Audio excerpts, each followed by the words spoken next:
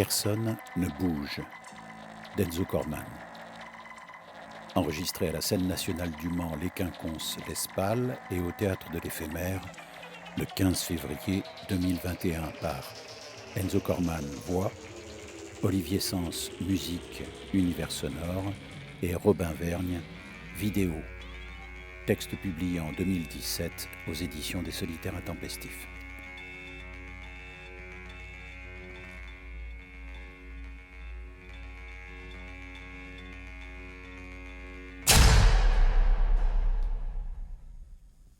Expliquez-moi, docteur, comment un règlement qui prévoit l'existence de quartiers d'isolement peut prétendre s'intéresser à ma bonne santé ?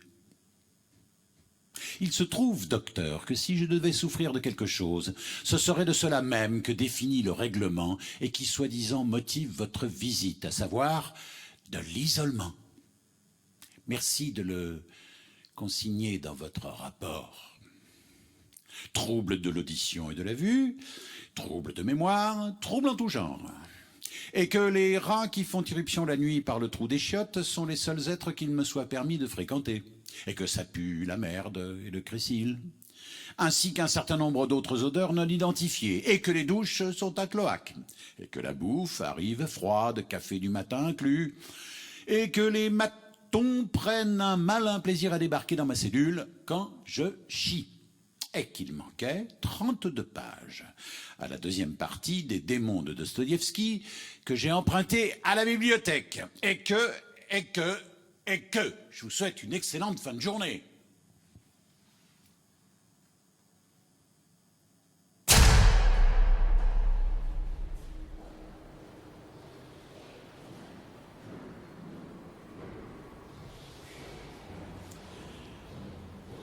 Je connais la musique, docteur. Comme vous devez le savoir, j'ai déjà tiré une quinzaine d'années en centrale. Me voici de retour 13 ans plus tard. 13 années de nomadisme, de luxe et de récréation. Avez-vous déjà navigué dans les mers du Sud, docteur? Déjà survolé les îles australes en bimoteur Cessna? Connaissez-vous Tahiti?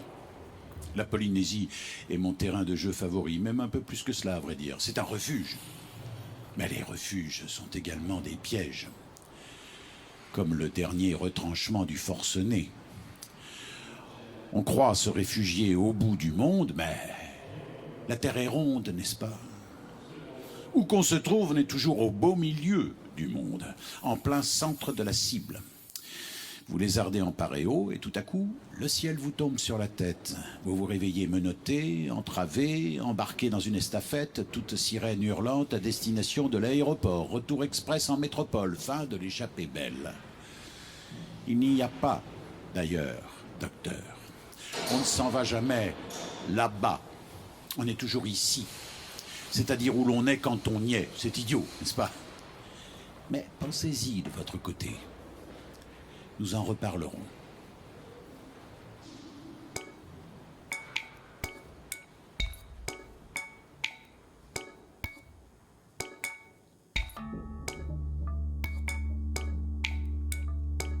J'ai été quelqu'un dans le temps, docteur.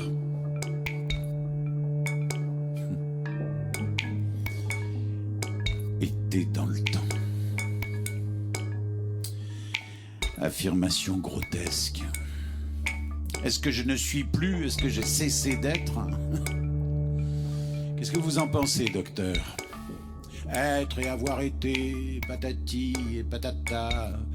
Incapacité congénitale à conjuguer le verbe vivre au présent de l'indicatif. Tu as vécu, regret, remords, nostalgie. Tu vivras. Rejet, promesse, impatience.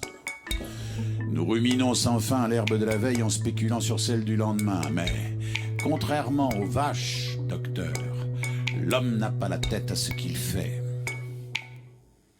Comme le dit Marlon, je voudrais tant être celui que j'étais quand je voulais être celui que je suis devenu. Être quelqu'un, docteur, ce n'est pas le contraire de n'être personne, mais le contraire d'être n'importe qui. Je n'étais pas n'importe qui. Mettons, le mec qui ne vous prend jamais au téléphone parce qu'il est en rendez-vous. Je me souviens de l'odeur somptueuse d'un certain costume, d'une certaine qualité de veulerie des gens, baies vitrées sur le fleuve, conciliabule feutrée. J'ai été quelqu'un dans le temps. Été dans le temps. Voilà. Le passé composé nous fait savoir que ce n'est plus le cas. Est-ce que je suis désormais hors du temps ? Ni dans ni hors, pour l'excellente raison que je suis devenu moi-même un bloc de temps. Au bloc, vous devenez un bloc de temps. Selon vous, docteur, à quoi ressemble un bloc de temps ? À un type qui débloque, pardi.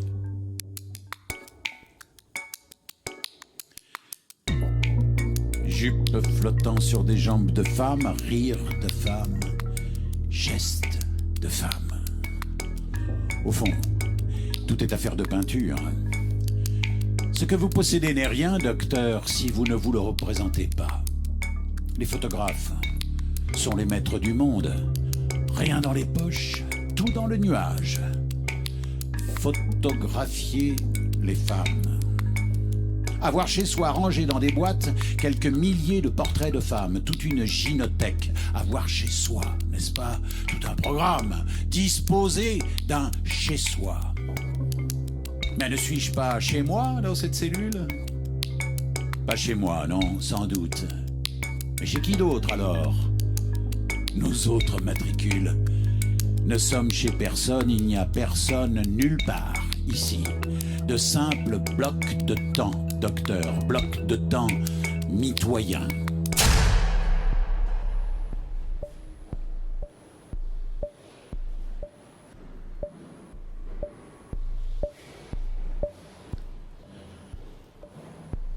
Lors de votre précédente visite, docteur, j'ai prononcé le mot lointain. J'ai repensé depuis à ce lointain, je me le suis représenté.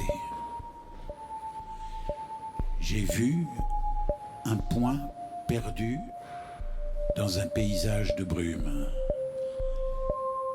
Poussière malencontreuse sur l'objectif du photographe. Notre lointain est une scorie perdue dans l'immensité du présent. Je considère ce point à peine discernable et je me représente à l'intérieur de lui. J'habite mon lointain, docteur. Mon lointain est ici, désormais. Attente sans objet. Je passe mes journées dans une salle d'attente, mais je ne sais même pas ce que j'attends, ni même si j'attends pour de bon quelque chose ou quelqu'un. La nuit est mon ennemi intime, docteur. Je perds toute substance dans l'obscurité, je perds pied.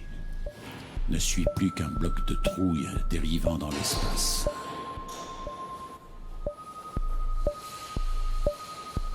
À quoi dirais-je qu'aura ressemblé ma vie ? À la cabine surpeuplée d'un avion de ligne ? Je me rappelle avoir lu l'Énéide à 10 000 mètres d'altitude. Jupiter, qui, du sommet de l'éther, au-dessus de l'Oural et de la Sibérie, la mer parsemée de voiles. Et je me rappelle m'être pris pour Jupiter.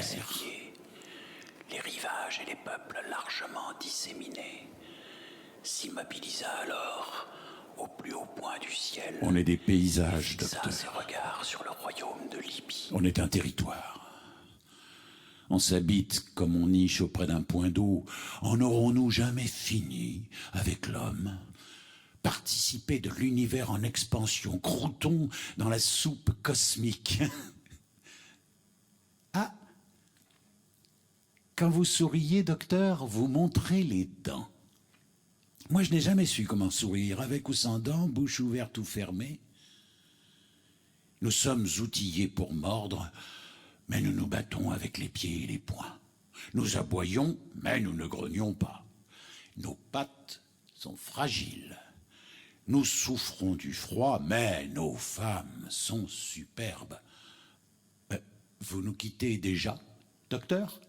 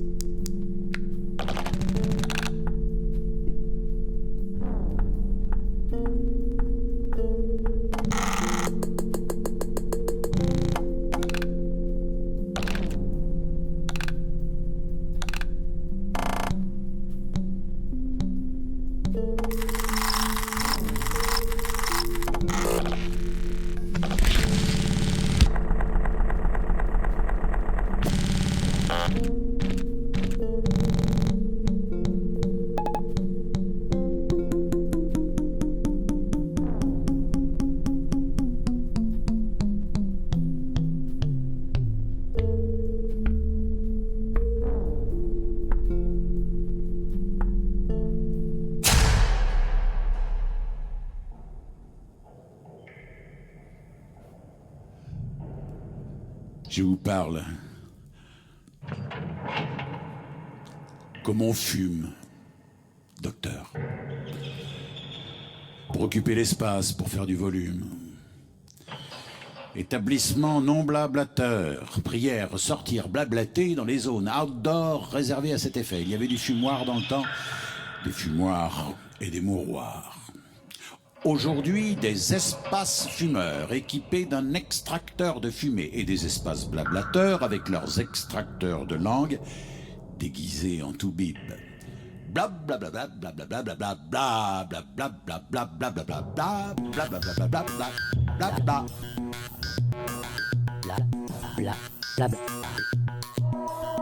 J'ai voulu vivre en cinémascope, docteur. Le projet a vécu, je lui ai survécu. Il est cependant question de finir en paix dans un monde en guerre. L'autre jour, vous m'avez demandé si je suis apaisé.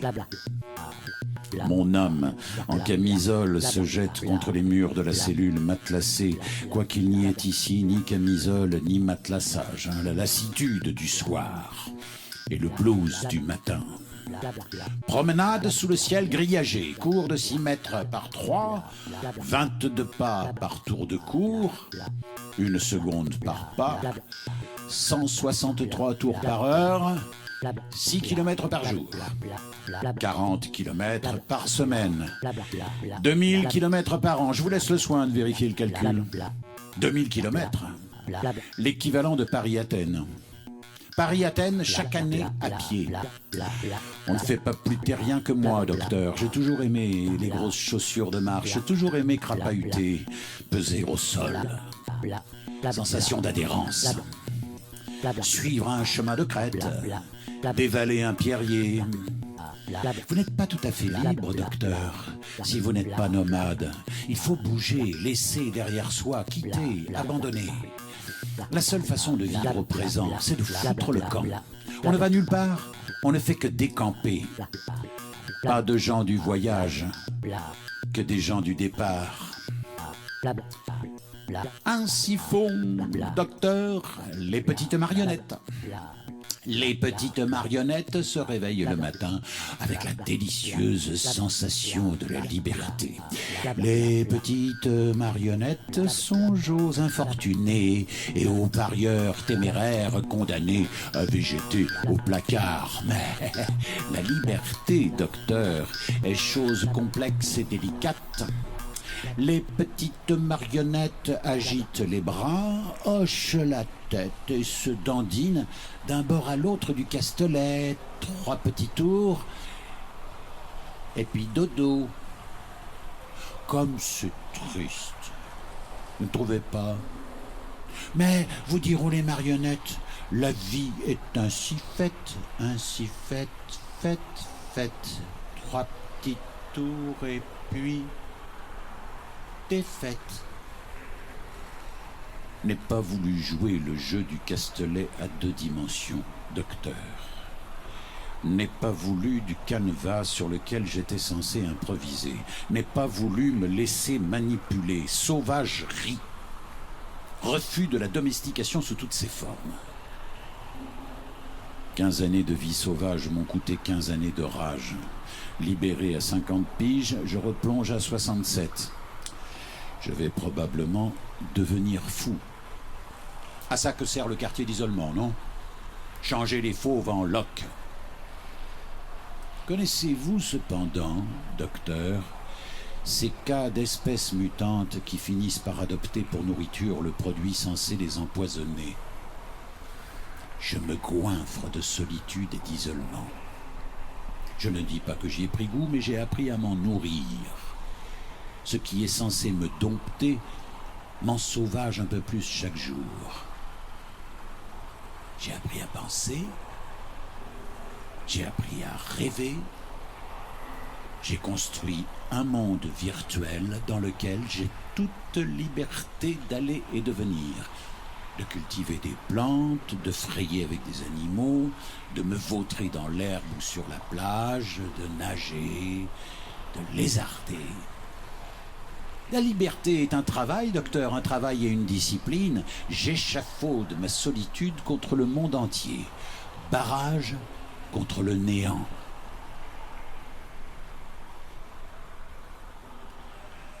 Mon monde virtuel a un nom, docteur. Un nom, une histoire, une cartographie, même un double dans la réalité. Dehors, vous êtes à l'intérieur du monde. Dedans, c'est le monde qui est à l'intérieur de vous. Dehors, dedans, pour peu qu'on y travaille un peu, ce n'est qu'une question de point de vue.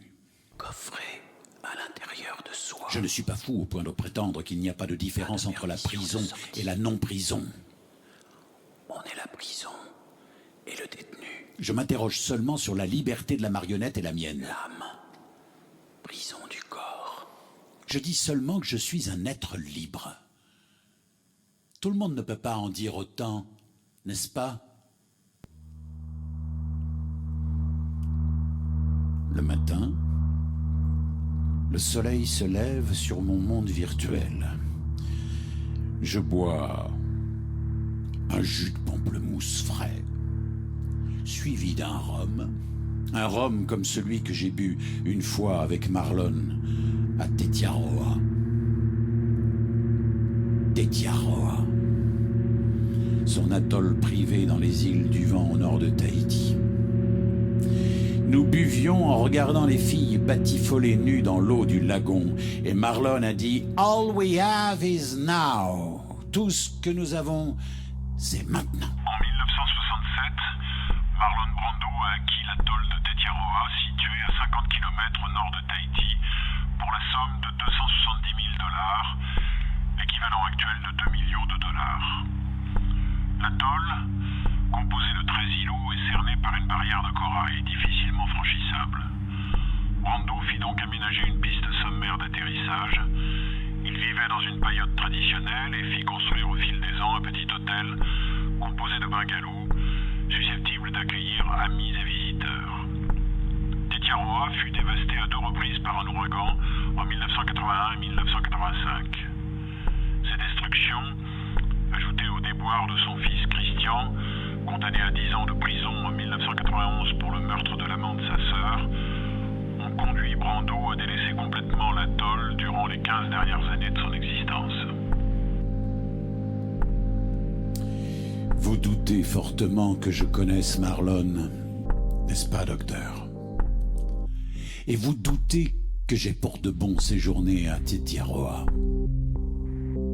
Le peu de psychologie que vous avez étudié à la faculté de médecine vous souffle un diagnostic de mythomanie. Mais que vous croyez ou non que j'ai vécu ce que je prétends avoir vécu ne change rien à ce qui a été vécu et à ce qui ne l'a pas été. Le passé est de toute façon passé. Quelques photos délavées dans une boîte à godasses. All we have is now, n'est-ce pas?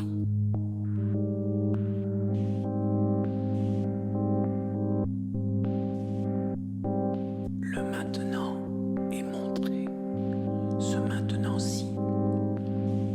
Le maintenant que voici, il a déjà cessé d'être, tandis qu'il est montré. Le maintenant qui est un autre que celui qui est montré. Et nous voyons que maintenant est précisément ceci, le fait, tandis qu'il est, de n'être déjà plus.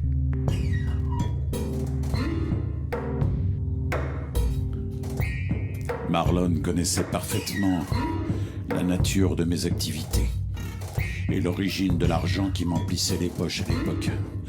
Me croirez-vous si je vous dis que je lui ai prêté du fric? Me croirez-vous si je vous dis qu'il ne me l'a jamais rendu? Les heures passent vite à Tetiaroa.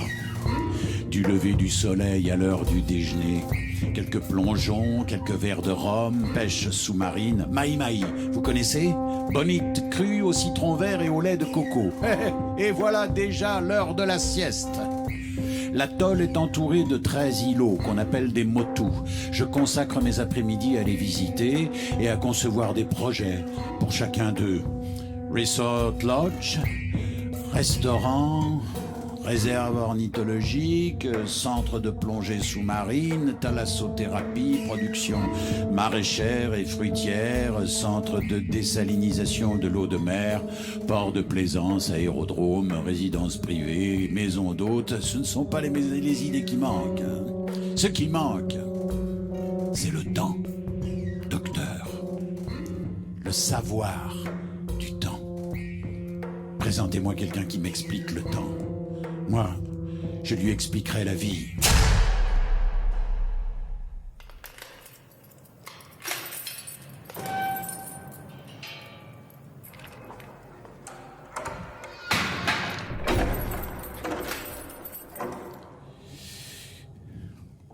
Vous avez eu accès à mon dossier, docteur. Vous savez pour ainsi dire tout de moi, tandis que moi, pour ainsi dire, rien de vous. Je ne connais pas vos antécédents, votre situation familiale, les appréciations de vos supérieurs. Je vous cause, je vous envisage, je vous devine. Vous êtes lisse et taciturne, vous ne donnez pas prise. Réflexe professionnel, je suppose. Se protéger, se préserver, n'est-ce pas? C'est sans doute légitime. Mais pour s'épargner quoi?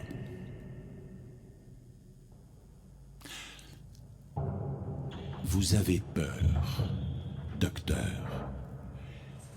Je vous fais peur. D'un autre côté, qui pourrait vous reprocher d'avoir peur? Tête à tête, en quartier d'isolement, avec un individu réputé dangereux, DPS, détenu particulièrement signalé, plusieurs fois condamné pour meurtre. Vu que je n'ai rien à perdre, je pourrais parfaitement vous prendre en otage et exiger qu'on m'ouvre la demi-douzaine de portes qui me séparent de l'extérieur. Je pourrais en quelque sorte tenter de m'extérioriser. De m'extérioriser à vos dépens. Est-ce que c'est ça qui vous fait peur, docteur?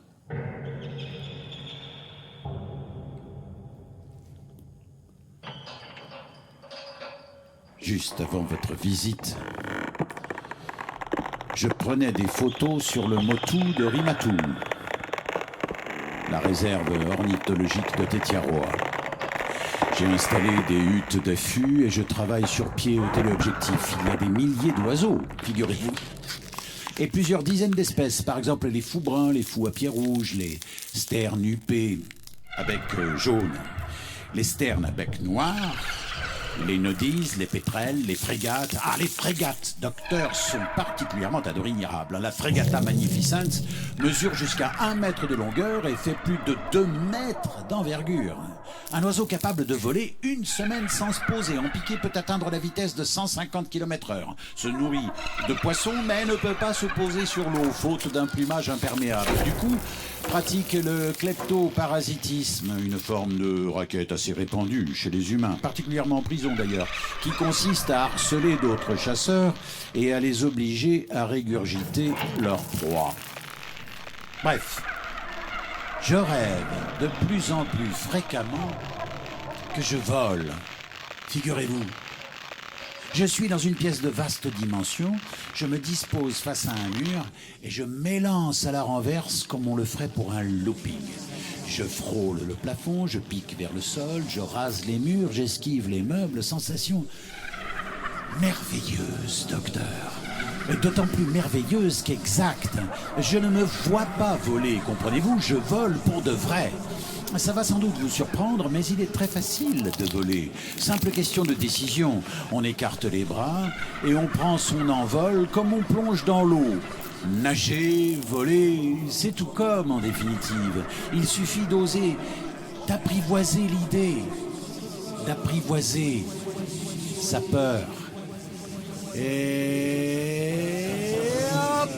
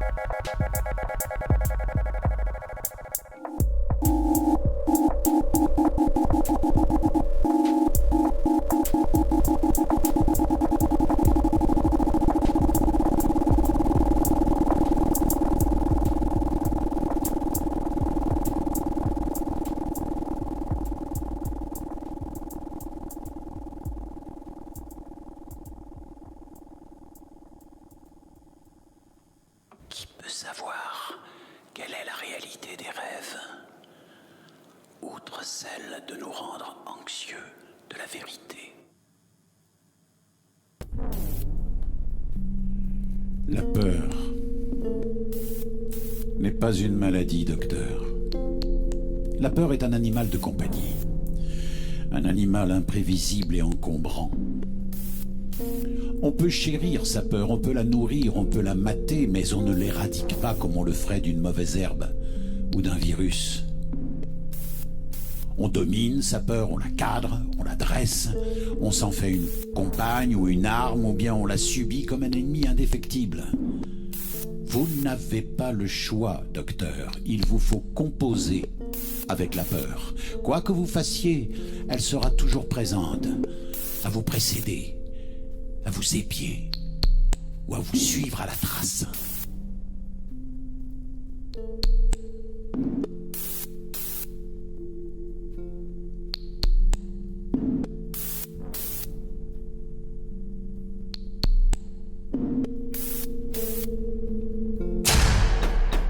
Personne ne bouge! Marche sur la tête! Baissez les yeux! Baissez les yeux! Personne ne bouge! J'ai vu tous les films, Marlon. Puis j'ai été moi-même un film. Tu as connu ce genre d'acteur, n'est-ce pas? Toute une carrière à jouer des gangsters, hommes de main ou petits caïds. Du milieu ou du cinéma, d'après toi, lequel a copié l'autre? La Warner a inventé le gangster, la Gaumont a inventé le voyou. Je me voyais bouger bizarrement, haché, et la caméra bougeait bizarrement avec moi. braqués sur mes yeux braqués sur les visages braqués sur mon feu, pas de conclusion. Le film se fige. L'action se corrégule autour du gueule. C'est moi qui écris le scénario, Marlon. Je tiens un des membres du personnel par les couilles et têtes de jeu, couilles modérées pour les buts. Je sais, Harry, où sont planquées les pièces les plus chères. Je m'arrache avec un petit kilo de cailloux estimé à 20 millions de dollars. Butin fourni à une figure russe pour un quart de sa valeur. Le film approche du dénouement. Avec mes 5 millions sur un compte aux Seychelles, je peux raccrocher et me la couler douce à perpète sur une plage de l'océan Indien. Je ferme les yeux, Marlon. Je vois la maison entourée du jardin exotique. Je m'aperçois sous la varangue, somnolent dans un fauteuil. Je peux sentir l'air brûlant, immobile. Je pèse le silence. Et je pige que mon film ne s'accommodera pas d'une happy end.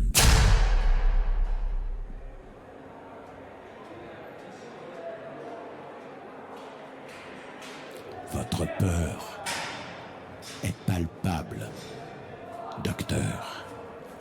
Et plus encore votre peur de la peur. Vous avez peur de ne pas être à la hauteur, de craquer, de vous effondrer. Vous avez peur de vous découvrir un visage peu glorieux. Peur de ruiner définitivement votre amour-propre. Je suis un spécialiste de la peur, docteur. J'ai vu des hommes pleurer, pisser, chier, même vomir de peur. Incapables de bouger le petit doigt. Cessent de respirer, se changent en pierre.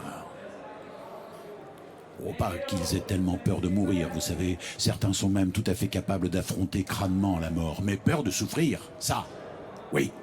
Parce qu'ils savent d'intuition qu'il n'y a pas de limite à la souffrance. Les hommes ont peur des hommes, docteur. Vous avez peur de ce que les hommes sont capables d'infliger aux hommes. Vous avez peur de découvrir l'inhumanité de l'homme et de découvrir que ce qu'on appelle l'inhumanité ne fait qu'un avec ce qu'on appelle l'humanité. Vous avez peur de l'humain, docteur. De cet humain que vous faites profession de soigner. Et cette peur ne vous fait pas seulement peur, docteur. Elle vous fait honte. Vous avez honte d'être ce que vous êtes avec votre peur et votre petitesse, et d'être cela même qui vous fait peur, docteur, à savoir un être humain. La honte d'être humain. C'est ça, l'enfer. La honte d'être un homme. Il arrive que nous l'éprouvions dans des circonstances simplement dérisoires, devant une trop grande vulgarité de pensée, devant une émission de variété, devant le discours d'un ministre, devant des propos de bons vivants. La honte, c'est que nous n'ayons aucun moyen sûr pour préserver et à plus forte raison faire lever les devenirs, y compris en nous-mêmes.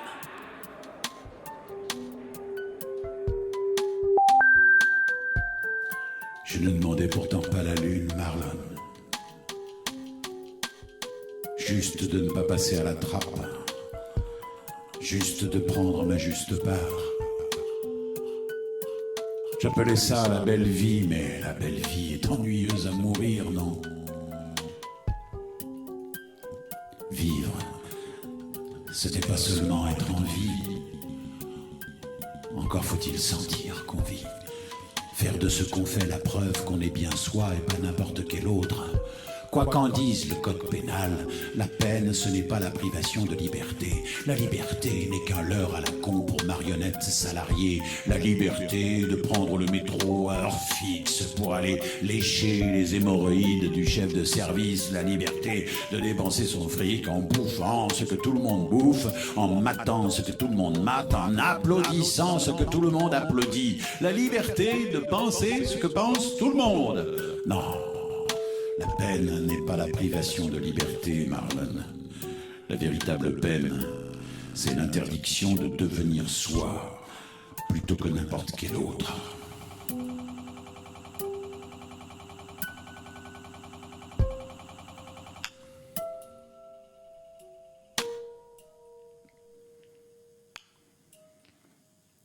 Ils ont ajouté l'isolement à la solitude. Oui. Mais ils ne peuvent rien contre nous deux, Marlon. Ni contre la Bible qui me visite aussi souvent que l'y autorise le règlement, à savoir 2 putains de fois par semaine. Elle me croit manifestement capable du pire, mais elle serre les fesses. Elle m'écoute parler, ne fait pas de commentaires. Figure-toi qu'elle me fournit en biscuits au cannabis qu'elle cuisine elle-même. Qu'est-ce que tu dis de ça, vieux bouffeur de sucreries? Je substitue ces biscuits de Marrakech aux galettes bretonnes que je cantine, un biscuit, 3 heures de cavale, bye bye. J'appelle ça faire le beau, à défaut de faire la belle. Tu me regardes et tu souris, Marlon.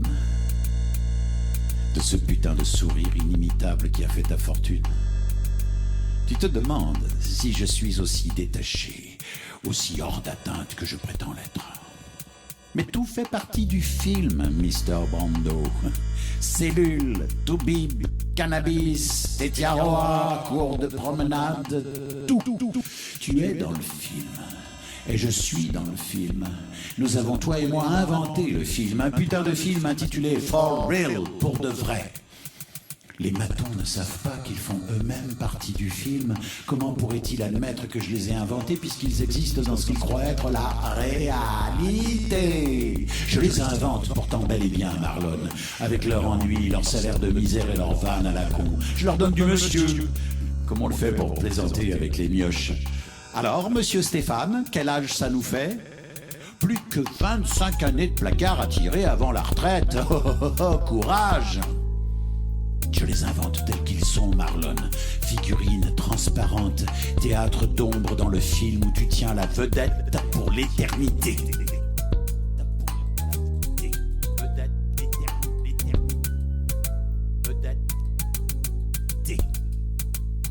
Vedette. L'éternité. Vedette. L'éternité. L'éternité pour l'éternité. T'as pour l'été. T'as pour le vedette. T'as pour le vedette. T'as pour l'éternité. Vedette. Vedette. T'as pour l'éternité. T'as pour l'été. Vedette.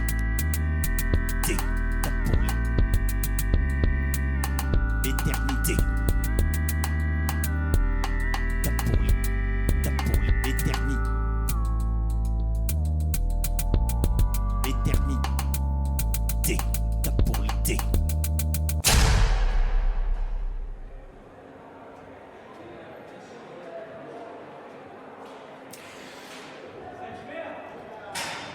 La semaine dernière, vous n'êtes pas venu me voir, docteur? J'ai demandé après vous, on m'a dit que vous étiez malade. C'est que les médecins sont malades, eux aussi. Nous oublions que les médecins consultent même des médecins. Nous perdons de vue que nous autres patients ne sommes pas les seuls bénéficiaires de la vie et de la maladie, les seuls usagers du monde et de la mortalité. Nous nous croyons au centre, mais personne n'est au centre. Pour l'excellente raison qu'il n'y a pas de centre. Sommes-nous à la périphérie? Existe-t-il seulement une périphérie? Est-ce que la prison est une périphérie de l'humanité? La réponse est non, docteur. 9 millions de prisonniers de par le monde. La prison est partout. Le monde entier est devenu une sorte de prison. Avec ou sans quartier d'isolement, avec ou sans grillage séparant la terre du ciel. Une prison de mots. Performance, concurrence, compétitivité, productivité, tous ces putains de mots qui ont empoisonné vos années d'études supérieures, docteur. Autant dire, toute votre jeunesse, ces mots empilés comme des sacs de sable. Vous entendez? Siffler les balles?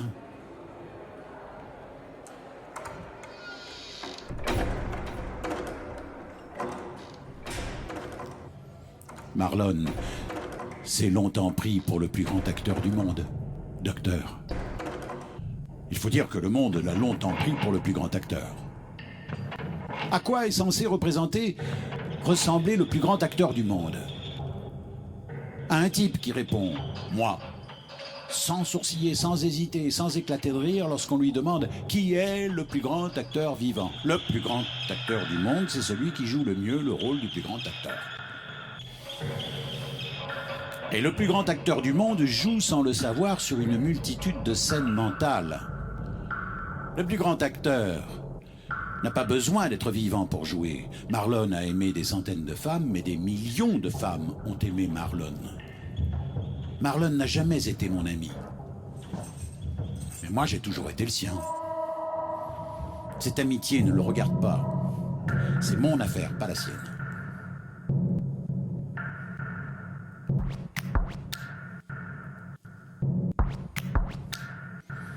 Je ne suis pas persuadé que vous goûteriez la vie sur Tetiaroa, docteur.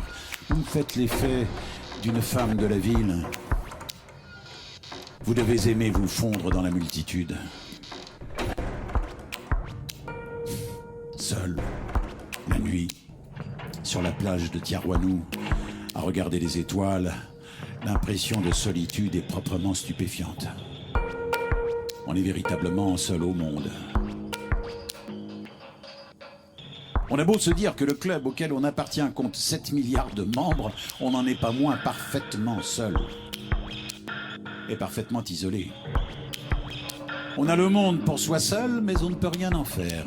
Juste s'allonger et regarder la voûte céleste et penser « Je suis l'homme le plus libre de la planète. » Mais libre de quoi faire? À part regarder les étoiles et se baigner. Et vous savez ce qu'a pensé Marlon de son propre aveu, hein?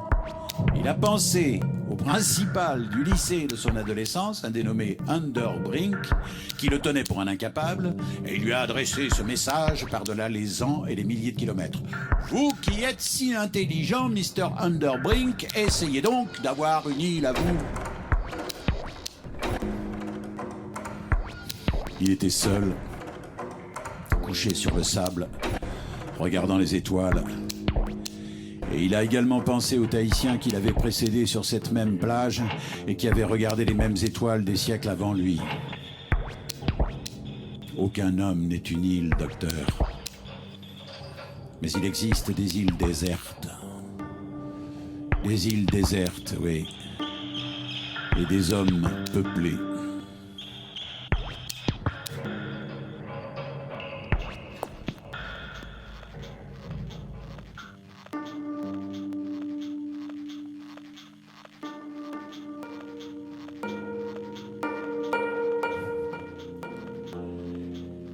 Je vais vous faire une confidence, docteur. La nuit dernière, de retour du tribunal, je n'étais pas seul sur la plage de Tiarouanou. Ou plutôt, j'étais seul comme à mon habitude, et tout à coup je ne l'étais plus. Vous étiez là. Vous étiez là, oui. Silencieuse, distante même, à guetter les étoiles filantes. J'ai entrepris de vous expliquer l'origine animale des récifs coralliens, et je vous parlais sans parvenir à décider si vous m'écoutiez ou non. plus je parlais, plus je me sentais concrètement porté au-dessus de la surface de l'eau par une colonie de coraux vieilles de plusieurs milliers d'années qui continuait de croître et de se reproduire. L'atoll me faisait l'effet d'un radeau gigantesque sur lequel nous nous tenions assis tous les deux à contempler le ciel, comme sur la carapace d'une tortue géante dérivant sur les mers du Sud. J'ai éclaté de rire et quand je me suis tourné vers vous, vous aviez disparu. J'ai relevé la tête vers le ciel et il n'y avait plus que la tache d'humidité sur le plafond de la cellule. Celle-ci, voyez, en forme d'atoll. Je suppose qu'on vous a dit que j'ai pris 20 ans. Je crèverai donc en ratière. J'ai demandé à une amie de disperser mes cendres dans le ruisseau qui coule en bas de chez elle. Le ruisseau se jette dans la rivière dans le fleuve dans l'océan, cavale planétaire.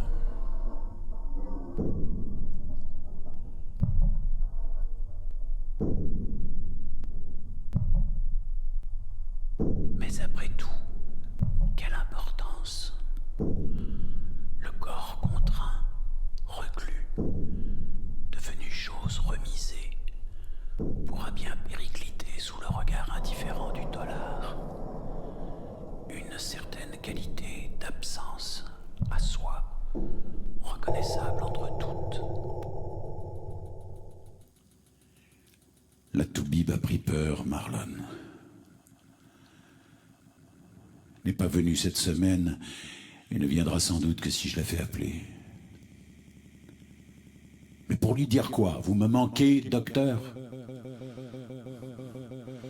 Elle s'est vue avec moi la nuit sur la plage de Tiarouanou à compter les étoiles filantes. Elle s'est vue jouer dans le film. Oh, tout ce qu'il y a de sage et de convenable.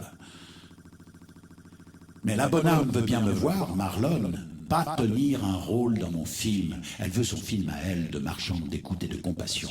Et puis elle connaît mon pédigré. On ne copine pas avec un tueur.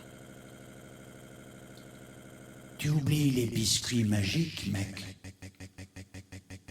Elle me fournit en cannabis pour éviter de me prescrire du Xanax et du Rohypnol. Ce n'est pas de la complicité, Marlon, mais de la médecine alternative. Elle risque son poste, mec. Et même beaucoup plus que ça. Elle s'ennuie, Marlon.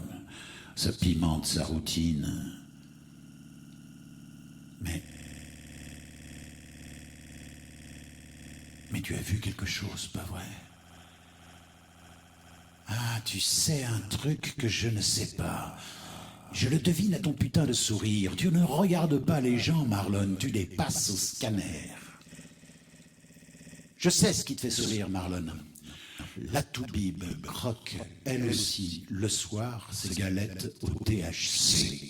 Ouais, elle se défonce dans son studio de célibataire, elle se pose sur son canapé-lit et elle s'immerge dans la musique comme dans un bain brûlant. La musique l'enveloppe et la pénètre, la musique la baigne, la musique la berce, lui fait l'amour, la musique se déverse en elle. Elle se vide dans la musique et la musique emporte tout. Elle cherche un visage, Marlon, un visage pour donner vie à cette petite mort, un visage de tueur bien vivant, décrépit, moche, infréquentable, pas le problème, c'est même plus fort comme ça, beaucoup plus fort du moment que ça reste ce que c'est, sans un mot, sans un geste. Musique,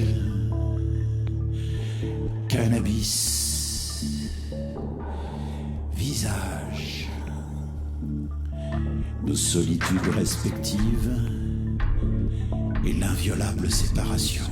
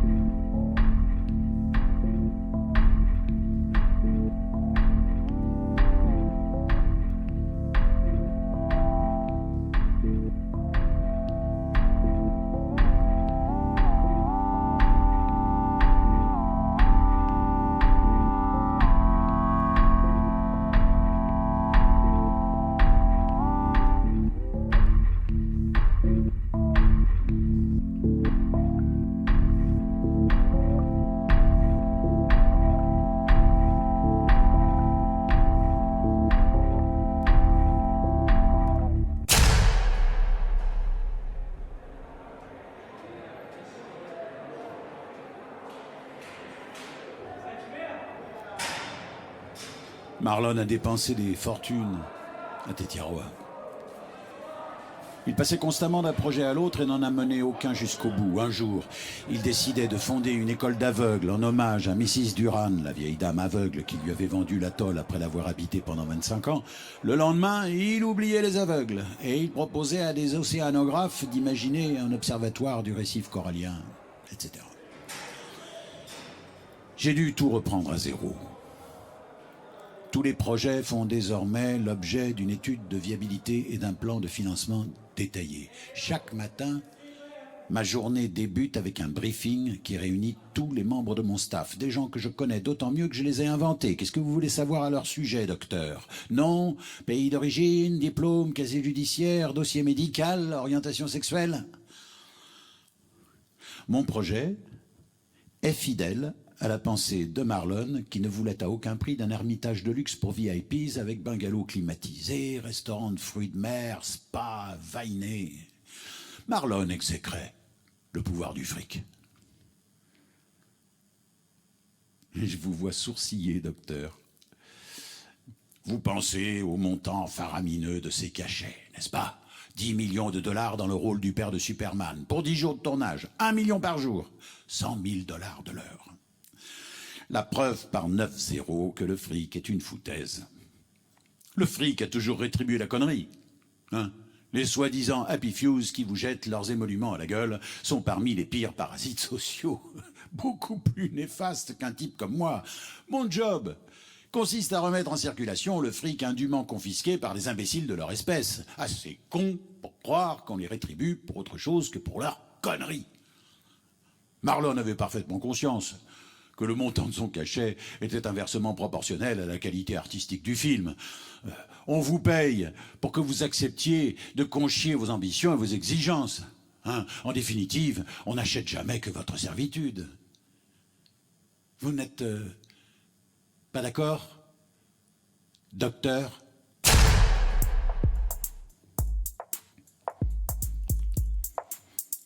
Ils m'ont poissé, Marlon. Ils m'ont poissé, ils m'ont condamné et ils m'ont bouclé. Le film s'intitule Voix sans issue. Un tolard se raconte des histoires, ça c'est le pitch. Toi tu joues le rôle d'une star du cinéma qui rêve d'anonymat et d'île déserte. Mon personnage, lui, ne rêve pas. Il vit dans le seul endroit au monde où il lui soit encore possible d'exister, à savoir dans ton rêve d'île déserte. Tout est parti d'une photo de toi, prise sur Tetiaroa. Tu portais un chapeau de paille tressé et tu souriais comme un gosse en conversant avec une personne qui ne figure pas sur la photographie. J'ai tout bonnement décidé que j'étais cette personne.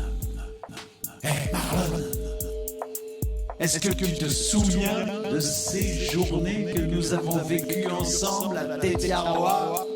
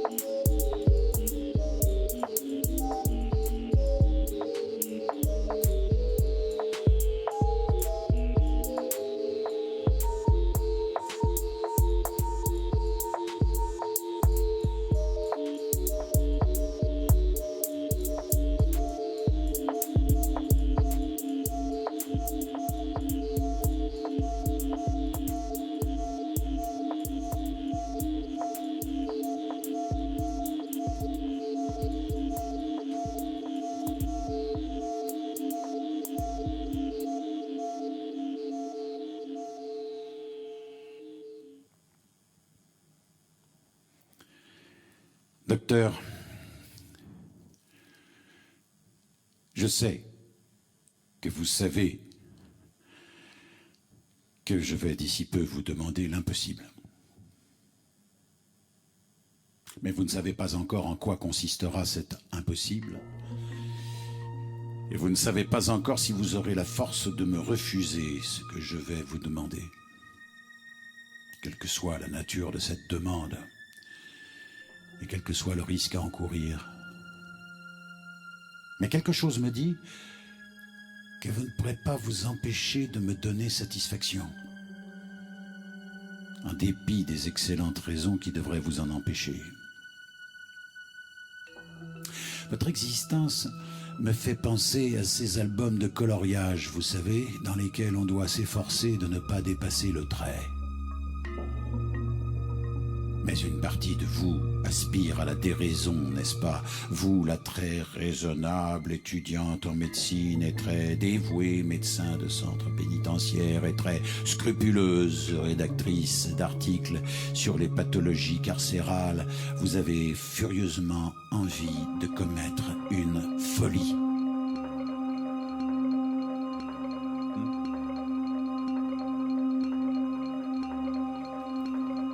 Je sais que vous savez que ma demande ne sera pas d'ordre sexuel. Vous savez que je sais qu'une demande sexuelle compromettrait notre relation et compromettrait du même coup toutes mes chances d'obtenir ce que je m'apprête à vous demander, qui m'importe bien davantage que quelques instants de plaisir. Vous savez désormais qu'en continuant à me visiter, docteur, vous vous exposez à cette demande exorbitante que je m'apprête à vous faire. Et vous savez que cette demande sera bien plus impliquante qu'une requête prévisible de dollars frustrés. J'ajoute que je ne souhaite pas vous prendre au dépourvu. C'est pourquoi je vous préviendrai du jour où je vous ferai ma demande. Vous ne l'entendrez donc que si vous le souhaitez. Pour finir, Marlon, j'ai imaginé un dénouement en 3 séquences. Dans la première séquence, je formule ma demande. La toubib accepte de la satisfaire en dépit de son caractère exorbitant. Dans la deuxième séquence, qui pourrait se situer 2 ou 3 semaines plus tard, j'obtiens satisfaction et je lui donne mes instructions pour la suite. À ce stade, on ne doit absolument pas subodorer une fausse piste afin de ne pas compromettre la 3e séquence. Il me faudra jouer double jeu jusqu'à la scène finale, ce qui ne va pas manquer de choquer la toubib quand elle réalisera que je l'ai dupée. Je pourrais ruiner son existence, Marlon, faire ce que j'ai à faire et lui laisser régler l'addition, m'en tenir à l'objectif sans me laisser distraire par les dégâts collatéraux. Mais je ne le ferai pas. Si la toubib me donne ce que je m'apprête à lui demander, elle fera preuve de cran et méritera le respect. Elle méritera d'être traitée loyalement, comme j'ai toujours traité mes associés loyaux. Non parce que la morale l'exige, mais parce qu'on doit pouvoir compter sur la loyauté de ses partenaires. Et qu'en ne récompensant pas la loyauté, on encourage la trahison.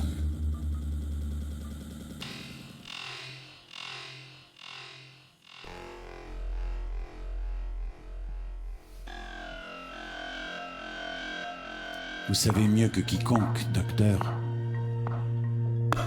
que l'isolement me condamne à brève échéance à la dépression ou à la folie.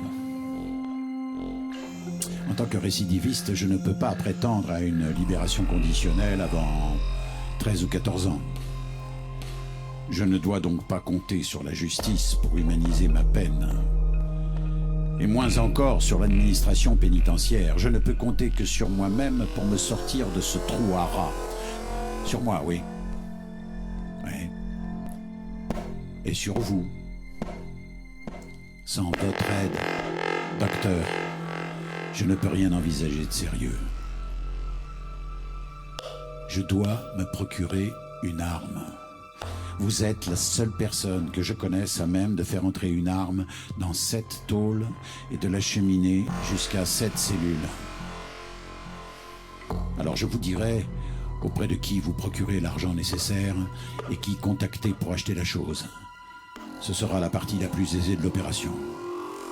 La seule vraie difficulté sera de passer le sas d'entrée, sachant qu'un flingue serait immanquablement repéré par le portique de détection des métaux. Mon plan est le suivant. Vous demandez à la direction l'autorisation de faire entrer des cartons de documentation médicale.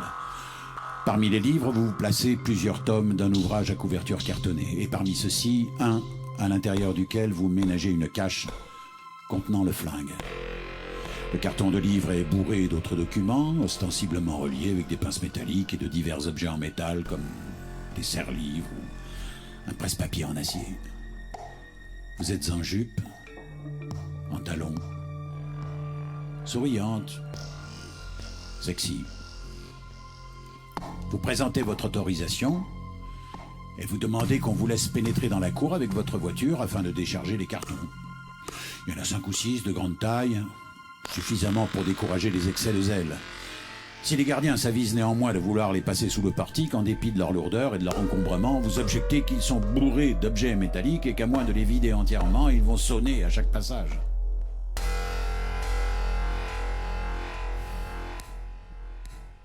Je ne veux pas minimiser les risques, docteur. Vous avez un métier, un avenir. Vous êtes libre de vos mouvements. Vous pourriez perdre tout ça pour m'avoir rendu ce service. Alors je vous pose la question. Êtes-vous prête à risquer votre existence pour m'aider à sauver la mienne du naufrage ?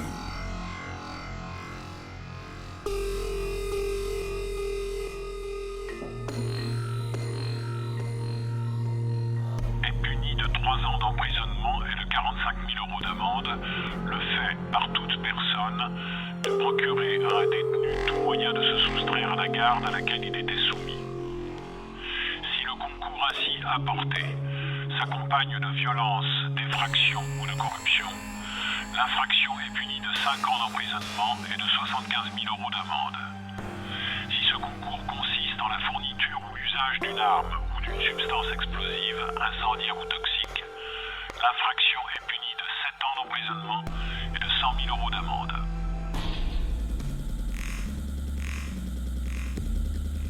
Elle va le faire, Marlon. Elle ne le fera pas pour moi, mais pour elle. Uniquement pour elle, à ce qu'elle dit. Parce qu'elle est, contrairement à moi, entend-elle, un être profondément moral. Elle explique qu'elle va le faire, mais parce qu'elle ne peut pas ne pas faire quelque chose. Elle dit qu'elle déteste les truands, mais qu'elle déteste plus encore la prison, et plus encore, dit-elle, de devoir admettre la nécessité de la prison. Elle est déchirée, Marlon. Qui de nous ne l'est pas? Mais le monde se fout éperdument de nos états d'âme. Le monde nous encule sans nous demander la permission. Tetaroa, dévasté par les typhons. Le cinéma, dévasté par le business.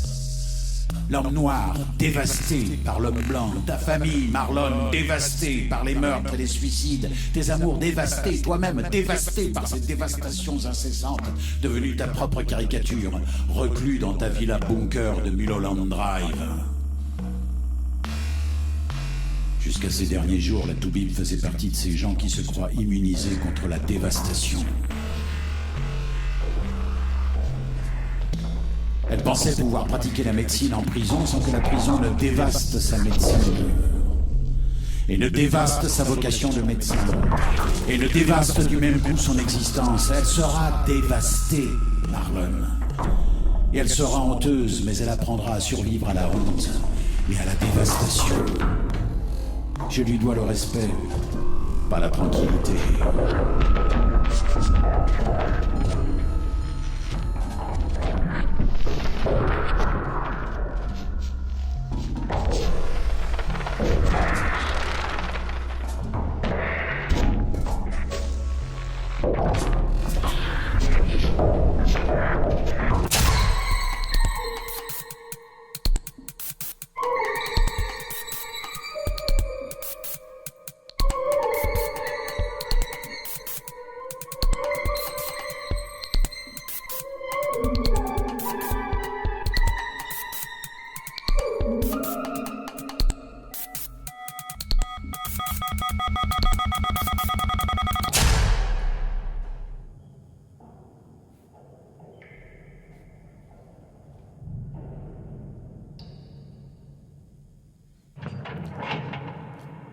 Sang-froid impressionnant, docteur.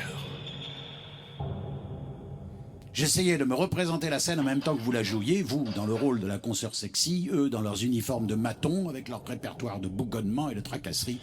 Je m'attendais à tout instant à ce que retentisse l'alarme. Vous me maudissiez, hein? Et vous vous maudissiez. Mais l'adrénaline jouait également son rôle. Vous étiez excité, cœur emballé, main moite, mais terriblement vivante, n'est-ce pas? Comme vous voyez, je suis moi-même un peu médecin, à ma manière. Qu'est-ce que vous pensez de mes remèdes de cheval? Bon. Nous allons laisser passer quelques jours, de façon à mettre un peu de distance entre l'entrée des cartons et la suite de l'histoire. Puis je vais me plaindre d'une sciatique. Vous reviendrez me voir et je vous prendrai en otage.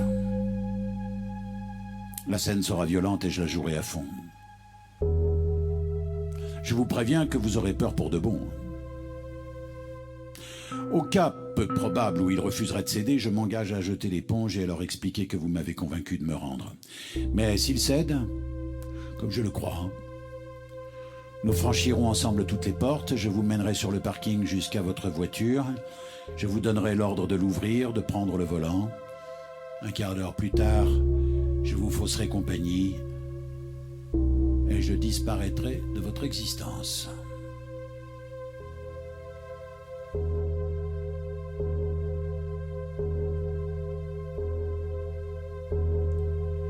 Le scénario vous paraît-il crédible, docteur?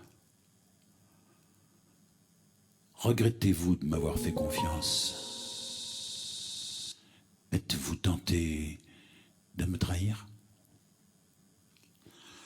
Si vous me trahissez, vous aurez à répondre à tout un tas de questions embarrassantes posées par des flics très énervés, des juges très suspicieux. En me trahissant, vous vous trahirez et vous serez condamné. Et la prison aura votre peau, docteur, parce que la détention ne fait absolument pas partie des expériences que vous avez appris à regarder comme une des possibilités de l'existence, contrairement à moi, qui l'ai toujours considéré comme pratiquement inévitable. Si vous me trahissez, le ciel vous tombera sur la tête et vous mourrez. À l'inverse, si vous ne me trahissez pas, vous apprendrez quelle femme vous êtes pour de bon. Et cette découverte, quoique nécessairement secrète, vous rendra plus forte que la plupart de vos semblables. Vous trouverez la force de quitter l'administration pénitentiaire et de dynamiter toutes vos prisons mentales. Vous foutrez le camp. Vous vous inventerez une liberté. Alors, rendez-vous ce service, docteur. Ne nous trahissez pas.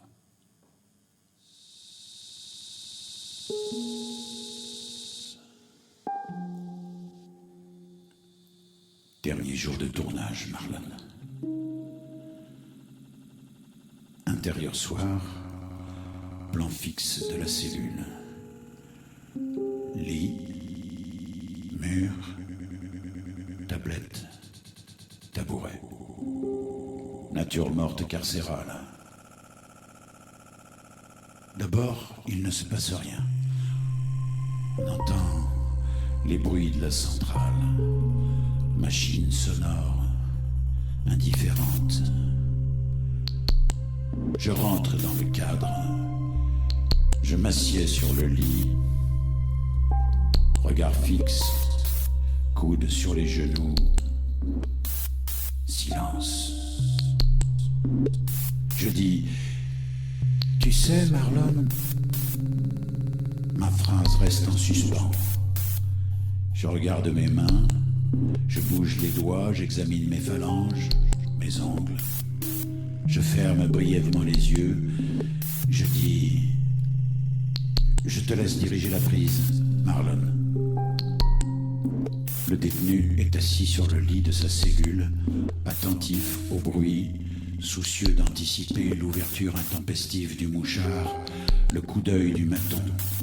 Il a rédigé un mot, bobard plausible et laconique sur la provenance de l'arme. Une blatte sort de derrière les chiottes, puis 2, puis 15. Toute une population qui prend la direction du lavabo, colonne nomade dans le désert du mur lépreux. Le mouchard claque, l'œil du maton scrute la cellule. Qu'est-ce que tu fous dans le noir? Je sympathise avec les cafards. Nouveau claquement du Judas, la porte pourrait s'ouvrir, mais elle reste close. Ma main s'enfonce dans le matelas. J'empoigne le flingue. Je l'extirpe de sa cachette.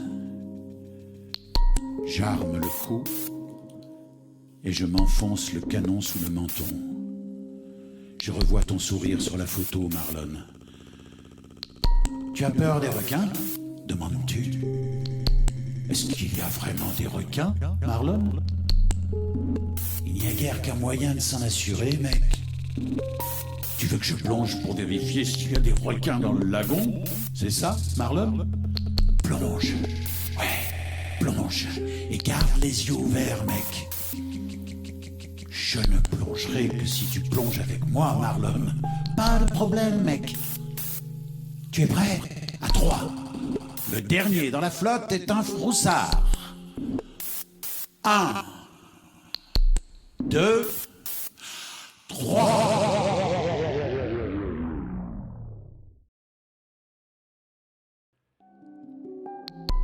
C'était Personne ne bouge d'Enzo Corman, enregistré à la Scène nationale du Mans Les Quinconces d'Espal et au Théâtre de l'Éphémère le 15 février 2021 par Enzo Corman, voix, Olivier Sens, musique, univers sonore et Robin Vergne, vidéo.